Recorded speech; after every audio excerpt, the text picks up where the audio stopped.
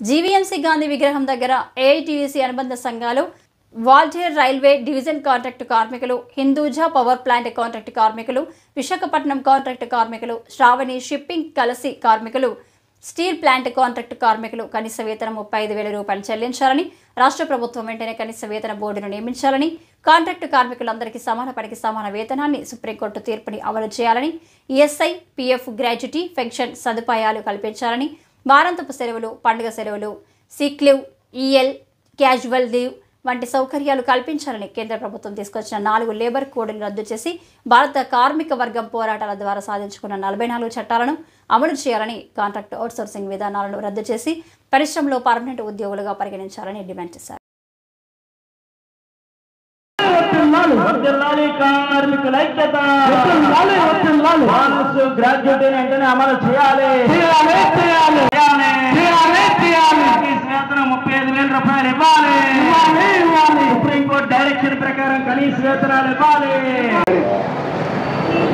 విశాఖపట్నంలో ప్రభుత్వ రంగ సంస్థలు, కేంద్ర ప్రభుత్వ సంస్థలు, ప్రైవేటు పరిశ్రమల్లో పనిచేసేటువంటి కాంట్రాక్టు కార్మికులందరూ ఏఐటీసీ శిబిరంలో ఇవాళ ధర్నా చేస్తూ ఉన్నాం.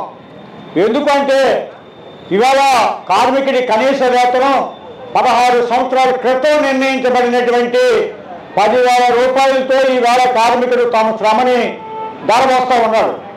ఒకవైపు సుప్రీంకోర్టు సమాన పనికి సమాన వేతనం అంటూ ఉంటే, ఇక్కడ పర్మనెంట్ కార్మికుడికి 1,00,000 రూపాయలు ఉంటే కాంట్రాక్ట్ కార్మికుడికి 9,000 రూపాయలు ఇచ్చి శ్రమ దోపిడీకి గురవుతున్న నేపథ్యంలో ఇవాళ కనీస జీవనం గడవడానికి, తన సమతుల ఆహారం, కనీస ఆహారం పొందడానికి ప్రభుత్వం నిర్ణయించినటువంటి కమిటీలు చెప్పిన మేరకు ఒక కుటుంబం బ్రతకాలంటే 35,000 రూపాయలు అవసరమని చెప్పి నిపుణులు చెబుతూ ఉన్నారు.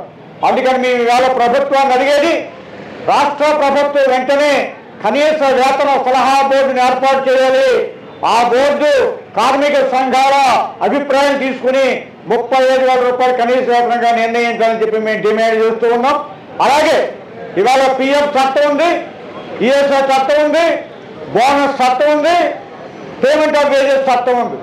ఈ చట్టాలేవి కూడా అమలు జరపడానికి కాంట్రాక్టర్లు కానీ ప్రైవేట్ యాజమాన్యాలు కానీ సిద్ధంగా లేవు. పిఎఫ్ సరిగా చెల్లించరు, ఈఎస్ఐ సరిగా చెల్లించరు.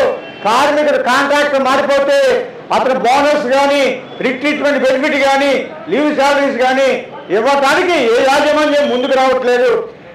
దీన్ని పట్టించుకోవడానికి లేబర్ కమిషన్కి జవసత్వాలు కొనబడ్డాయి.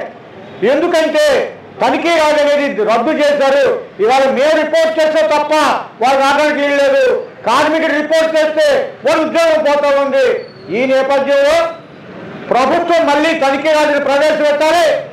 ఇవాళ పిఎఫ్, ఈఎస్ఐ, బోనస్ తదితర చెల్లింపుల మీద ఎప్పటికప్పుడు అధికారులు తనిఖీ చేయాలి, సక్రమంగా అమలు జరపాలని ఏఐటీసీ జిల్లా సమితి తరఫున డిమాండ్ చేస్తున్నాం.